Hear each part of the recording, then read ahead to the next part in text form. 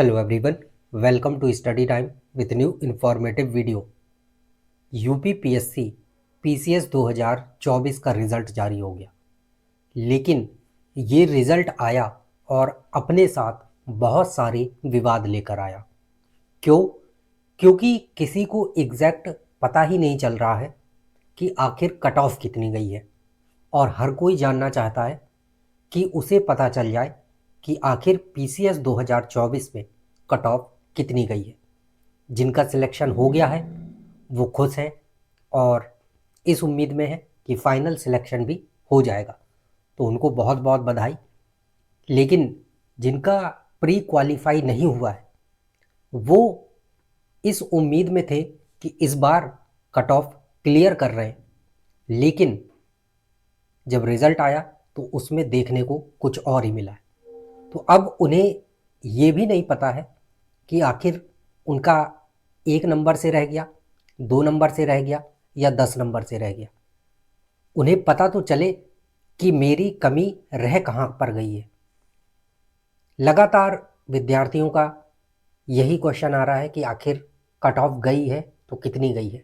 आयोग बताता नहीं है, और ये सारी चीज़ें सिर्फ और सिर्फ इस वजह से हुई हैं क्योंकि आयोग एक तो कट ऑफ नहीं देता है, दूसरा ये जो क्वेश्चन पेपर बनाते हैं उसमें बहुत सारी जो गड़बड़ियां हैं वो करते हैं, जिनकी वजह से बाद में ये रिवाइज आंसर की देते हैं और जो 8 से 10 क्वेश्चन हैं उनको डिलीट करते हैं।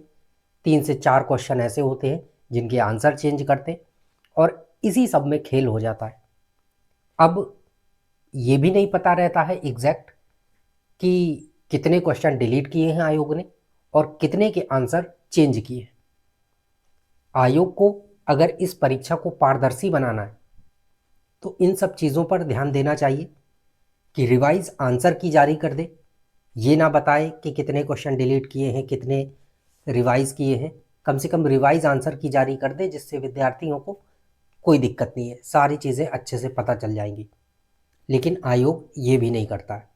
तो इस बार के एग्ज़ाम में कितनी कट ऑफ गई है, तो जो आंकड़े मिले हुए हैं वो काफ़ी अचंभित करने वाले, क्योंकि ये हुआ है कि ज़्यादा जिसके प्रश्न सही हो रहे थे आंसर की के अकॉर्डिंग, वो बोल रहे हैं कि उनका सिलेक्शन नहीं हुआ है।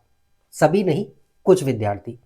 और कुछ विद्यार्थी ऐसे हैं जो बोल रहे हैं कि मेरा 75 पर सिलेक्शन हो गया है, कुछ बोल रहे हैं मेरा 78 पे हो गया है, कुछ ये भी बोल रहे हैं कि मेरे 80 नंबर थे, 81 नंबर थे और सिलेक्शन नहीं हुआ है।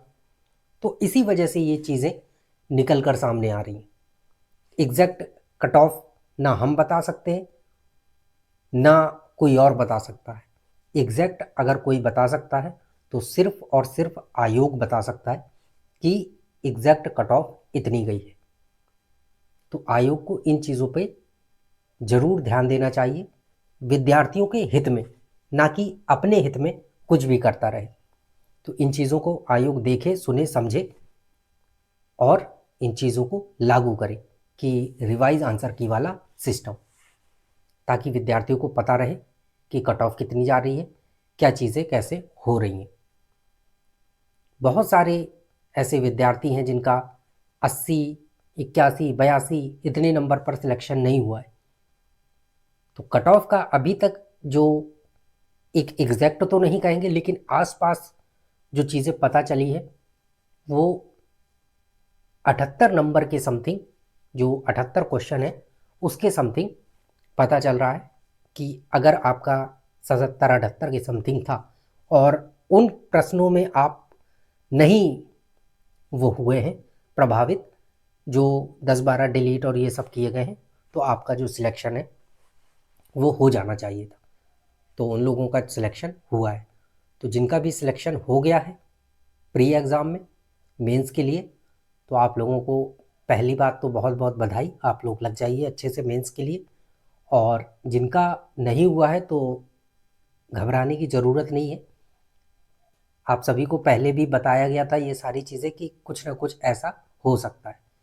तो इन सब चीज़ों से सीख के अब आपको आगे बढ़ना है।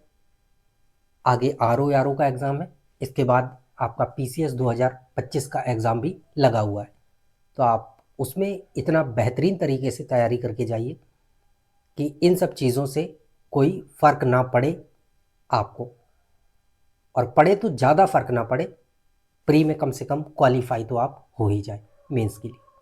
तो इन चीज़ों का ध्यान दीजिए आप भी, क्योंकि आयोग कब सुधरेगा ये पता नहीं है, लेकिन आप अपने में थोड़ा सा सुधार कर सकते हैं, स्कोर को अपना और बेहतर बना सकते हैं।